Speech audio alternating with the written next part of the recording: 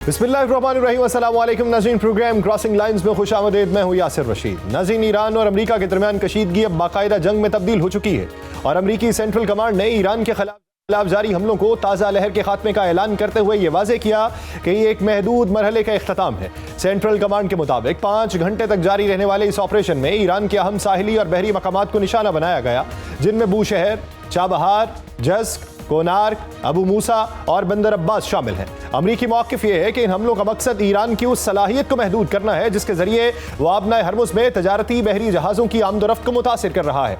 लेकिन अमरीकी कार्रवाई पर ईरान ने शदीद मज़ाहमत जाहिर की। पासदारान इनकलाब ने आज सुबह यह ऐलान किया कि उन्होंने बहरीन में अल जुफैर बेस को निशाना बनाया, जहाँ अमरीकी अफवाज मौजूद हैं। ईरानी दावे के मुताबिक उस हमले में मिज़ल्स और ड्रोन्स का इस्तेमाल किया गया और ख़ास तौर पर सेटेलाइट मवासलाती मरकज़ और रिहायशी तंसीबात को हदफ बनाया गया। इस दौरान उर्दन की फौज ने भी यह दावा किया कि उसने ईरान की जानिब से दागे गए 4 मिज़ल फजा में ही तबाह कर दिए, जबकि खलीज फारिस में 2 बहरी जहाज़ों पर हमले की इत्तलात भी सामने आई, जिनमें एक भारतीय शहरी हलाक हुआ।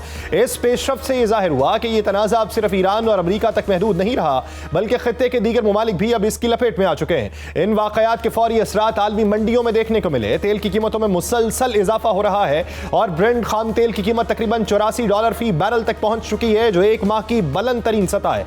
माहिरीन के मुताबिक अगर कशीदगी इसी तरह बढ़ती रही तो यह कीमतें मजीद ऊपर जाएंगी, जिसके असरात दुनिया भर की मईशतों और खास तौर पर तेल दरामद करने वाले ममालिक पर मुरतब होंगे।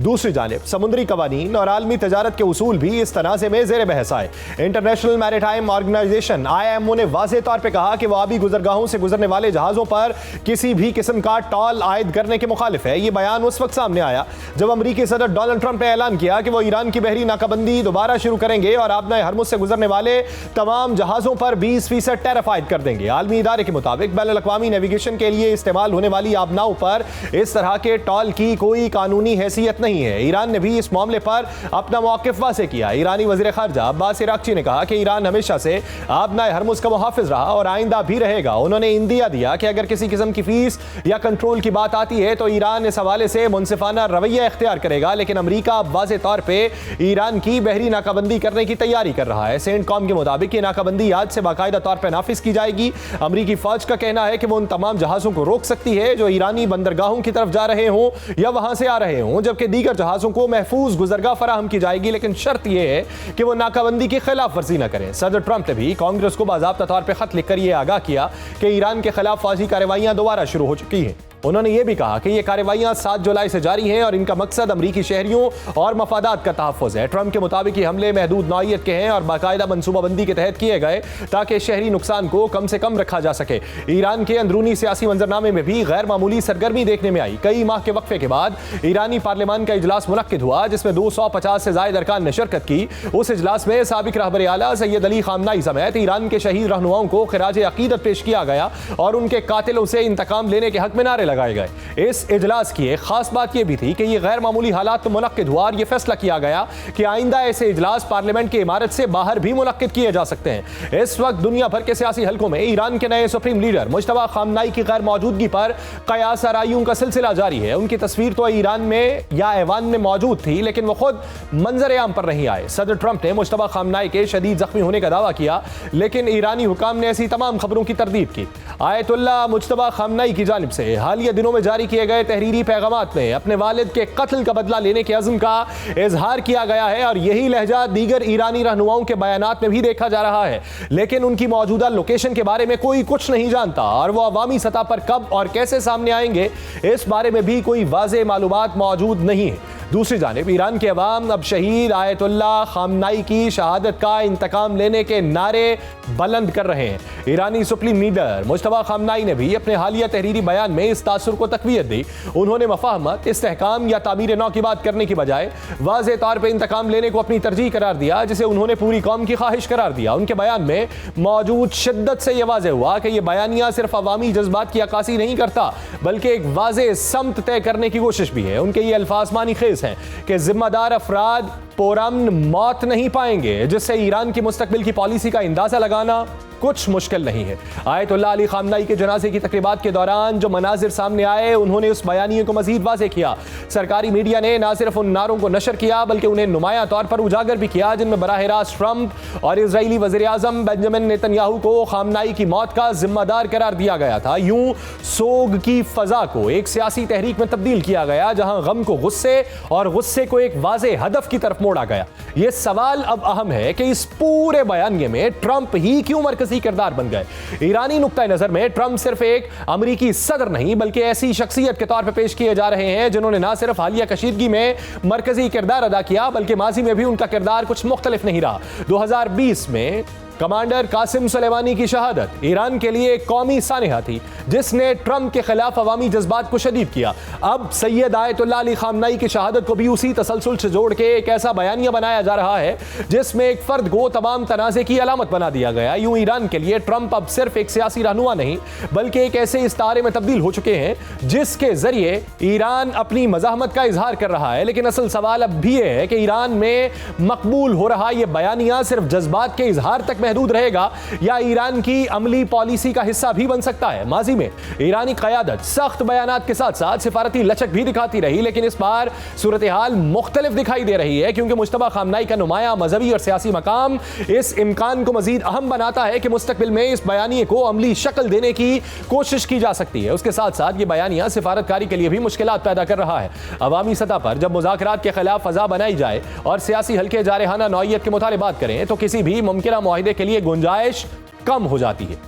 अब दूसरी तरफ अमेरिका में इंटेलिजेंस रिपोर्ट्स और पॉलिटिकल मैसेजेस इस बात की निशानदही कर रहे हैं कि अमेरिका ईरान में मकबूल इस बयानिए को संजीदगी से देख रहा है। अगर किसी मुमकिन साजिश या हमले का खदशा बढ़ता है तो उसके जवाब में फौजी रद्दअमल के इम्कानात भी जेर बहस आ जाते हैं, जिससे खित्ते में कशीदगी मजीद बढ़ सकती है। यह कहना फिलहाल मुश्किल है कि ईरान में उभरने वाला यह इंतकामी बयानिया कहां तक जाएगा, लेकिन यह वाज़ेह है कि सैयद आयतुल्लाह अली खामनाई की शहादत पर ईरानी अवाम का रद्दअमल आर्जी नौइयत का नहीं बल्कि एक मुनज़्ज़म और मरबूत पैगाम के तौर पर सामने आया है। उसने न सिर्फ दाखिली सियासत को मुतासिर किया बल्कि आलमी सतह पर ईरान और अमेरिका के ताल्लुकात में बदएतमादी को मजीद गहरा किया। इस दौरान नाबनाए हरमुज़ अब भी आलमी तवज्जो का मरकज बनी हुई है और इस बार मामला सिर्फ एक समुद्री रास्ते का नहीं बल्कि आलमी मईशत, तवानाई की तरसील और खित्ते की सिक्योरिटी का भी है। तशवीशनाक पहलू यह है कि यह सारा तनाज़ा एक ऐसे मुआहिदे के बावजूद शिद्दत इख्तियार कर गया जो 17 जून को जंगबंदी के लिए तय पाया था। उस मुफाहमती याददाश्त ने नाबनाए हरमुज़ को खुला रखने, अमरीकी नाकाबंदी खत्म करने और ईरानी तेल पर पाबंदियों में नरमी जैसे निकात शामिल थे। इसके बावजूद दोनों फरीक इस बुनियादी सवाल पर मुत्तफिक नहीं हो सके कि इस गुजरगाह का कंट्रोल किसके पास होगा।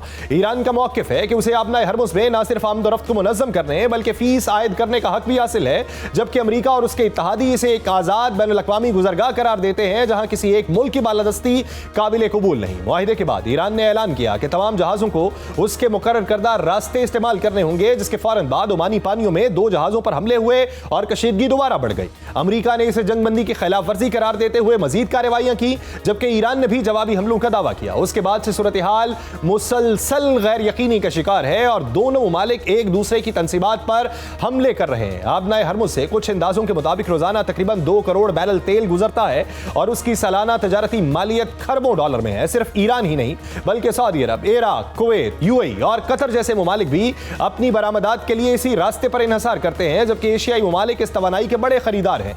यही वजह है कि आबनाए हरमुज़ में भी किसी खलल का बराह रास्त असर पाकिस्तान, चीन, भारत और दीगर एशियाई मईशतों पर पड़ता है।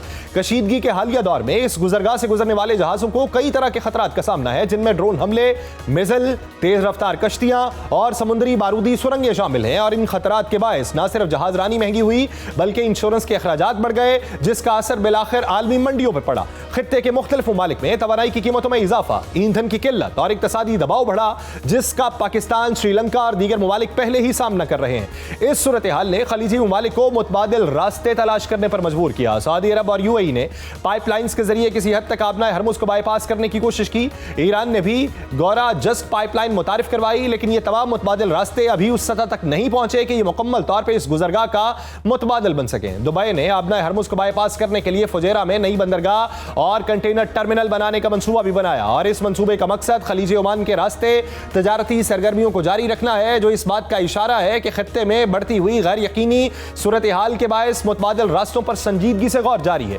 यूं आबना हरमुज सिर्फ एक समुद्री रास्ता नहीं बल्कि आलमी मईशत की शारग है, और यही वजह है कि अमेरिका और ईरान के दरमियान जारी कशीदगी में यह फैसला कुन हैसियत इख्तियार कर चुकी है। इसके कंट्रोल, सलामती और इस्तेमाल के हवाले से जब तक कोई वाज़ेह और काबिल कबूल इत्तफाक राय पैदा नहीं हो जाता, दुनिया को गैर यकीनी सूरत हाल का सामना करना पड़ता रहेगा। इस दौरान ये खदशात हकीकत में तब्दील हो रहे हैं कि यह जंग अब ईरान और अमेरिका के दरमियान ही महदूद नहीं रही, बल्कि खत्ते के दीगर ममालिक भी इसका हिस्सा बन रहे हैं।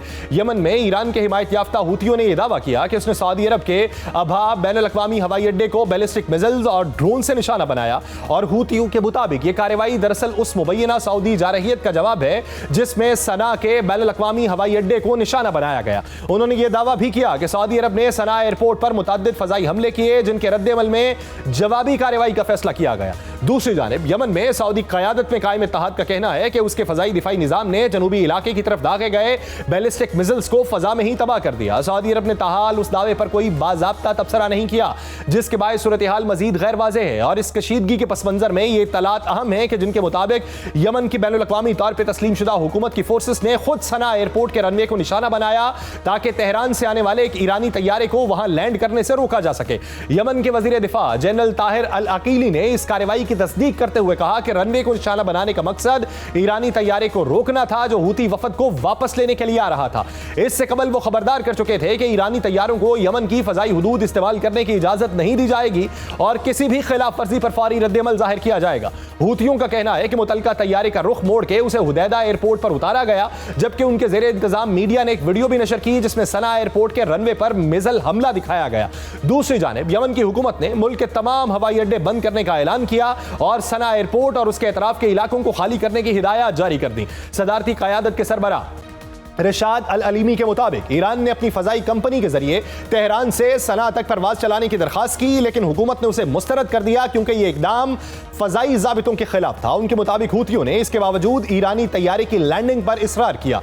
ईरान की वजारत खारजा ने सना एयरपोर्ट पर मुबैना हमले की मजम्मत करते हुए इस कशीदगी को खतरनाक करार दिया, जबकि पाकिस्तान ने हूतियों की जानिब से सऊदी अरब पर हमलों की शदीद अल्फाज में मजम्मत की और वज़ीर आज़म ने कहा कि इस किस्म के इकदामात इलाकाई सालमियत की खिलाफ वर्जी हैं जो खित्ते में अमन और इस्तेहकाम को मजीद नुकसान पहुंचाने का सबब बन सकते हैं। अक़वाम मुत्तहिदा ने भी इस बिगड़ती हुई सूरत हाल पर गहरी तशवीश जाहिर करते हुए खबरदार किया है कि यमन की फजाई हुदूद और हवाई अड्डों को निशाना बनाना वसी तर तनाज़े को जन्म दे सकता है। उन्होंने तमाम फरीकैन पर जोर दिया कि वो तहम्मुल का मुजाहिरा करें और 2022 से कायम निस्बतन पुरअमन माहौल को बरकरार रखने के लिए मुज़ाकरात का रास्ता इख्तियार करें।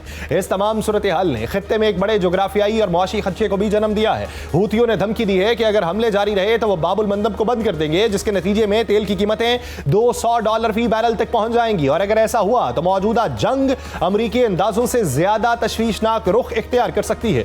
यूं अमरीका और ईरान के दरमियान जारी जंग अब यमन के महाज पे पहुंच चुकी है और खदशा है कि यह मजीद फैल के पूरे खत्ते को अपनी लपेट में ले लेगी, और इसके साथ ही हालिया जंग के असरात आलमी तजारत और तवानाई की मंडियों तक फैलने के खदशात भी हकीकत इख्तियार करते महसूस हो रहे हैं। और यही वो पहलू है जिसके बायस ये तनाज़ा अब सिर्फ इलाकाई नहीं रहा बल्कि आलमी इख्तियार कर चुका है।